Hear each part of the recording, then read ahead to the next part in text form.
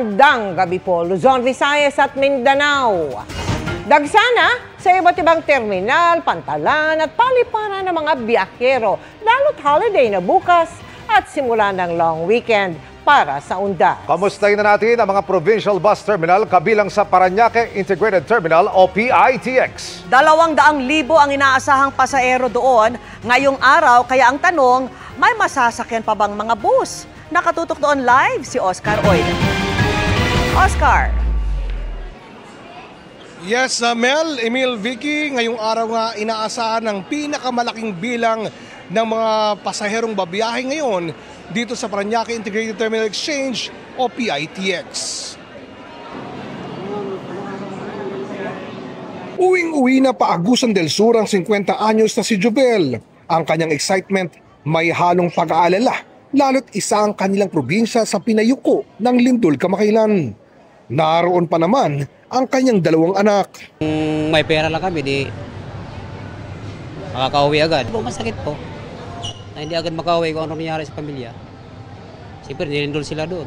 At bagaman ligtas ang pamilya, kailangan nilang ipaayos ang kanilang bahay. Wala pa siguro po, ipon-ipon muna.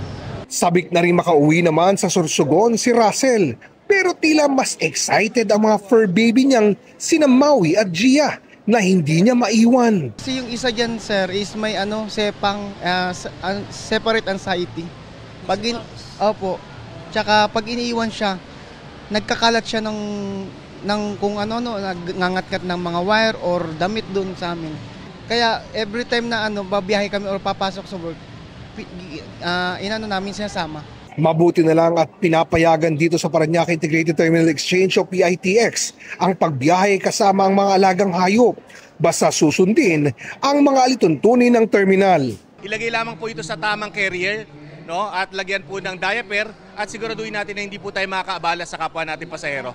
Ngayong araw, inaasahang magpipiko aabot sa pinakamarami ang mga bibiyahe mula sa PITX para mag-undas sa mga probinsya. 200,000 ang tinatayang bilang.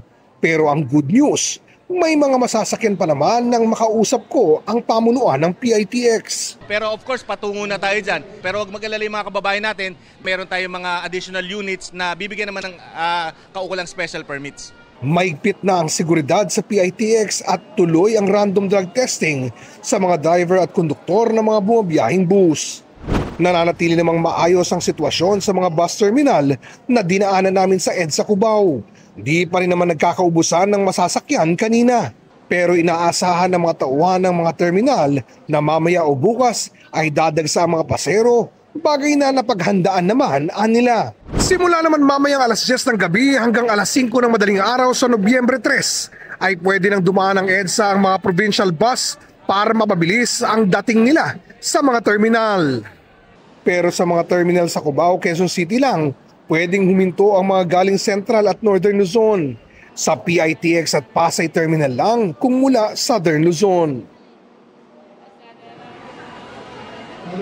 Samantala, Vicky, base sa pinakauling tala ng PITX, umabot na sa mahigit 148,000 ang naitatalang pasahero dito sa terminal.